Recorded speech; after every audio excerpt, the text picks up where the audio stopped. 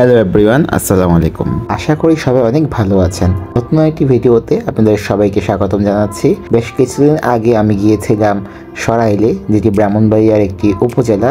So হঠাৎ করে বিকালবেলা মনে হলো একটু বাইরে বের হই এবং একটি সুন্দর জায়গায় ঘুরে আসি। সো সেই প্ল্যান অনুযায়ী বিকালবেলা বের হয়ে গেলাম ধরেন্তির উদ্দেশ্যে, যেটি ব্রাহ্মণবাড়িয়ার সরাইল উপজেলার একটি টুরিস্ট স্পট হিসাবে পরিচিত।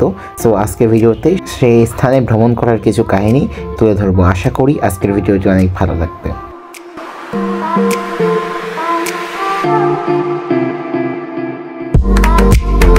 আমি এখানে আসছিলাম লাস্ট 2021 সালে। এরপরে আসলে আর এই ধরনীতে আসা হয়নি। দুই পাশে হচ্ছে নদী আর মাঝখান থেকে রাস্তা গিয়েছে, সেটা হচ্ছে ব্রাহ্মণবাড়িয়া সদরের সাথে বা ঢাকা সিলেট মহাসড়কের পাশ দিয়ে একটি রাস্তা, সেটা গিয়েছে হচ্ছে নাসিরনগর পর্যন্ত। এবং নাসিরনগর পরে হচ্ছে লাখাই, এটা হচ্ছে সিলেট বিভাগের একটি উপজেলা, লাখাই উপজেলা, মেবি হবিগঞ্জ জেলায় পড়েছে। সো এটাকেও কানেক্ট করছে এই রোডটা। ঘুরে দেখছি আর আশেপাশের সৌন্দর্য আপনাদেরকে দেখানোর চেষ্টা করছি।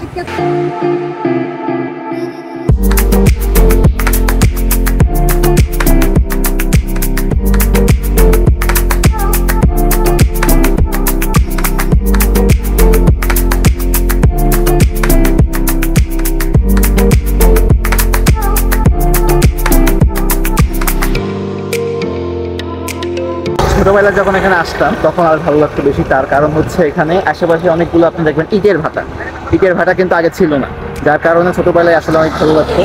বর্তমানে প্রচুর ইটের ভাটার কারণে আসলে দেখতেও মানে কোনো একটা ভালো লাগতেছে না। আর অলরেডি পানি শুকাচ্ছে, পানি নেমে যাচ্ছে।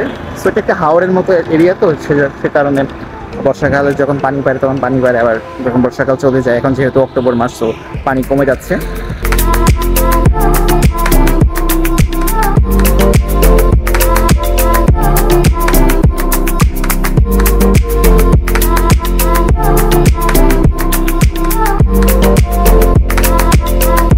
অলরেডি সন্ধ্যা হয়ে যাচ্ছে এবং আমরা ব্লগটি শেষ করে দিচ্ছি।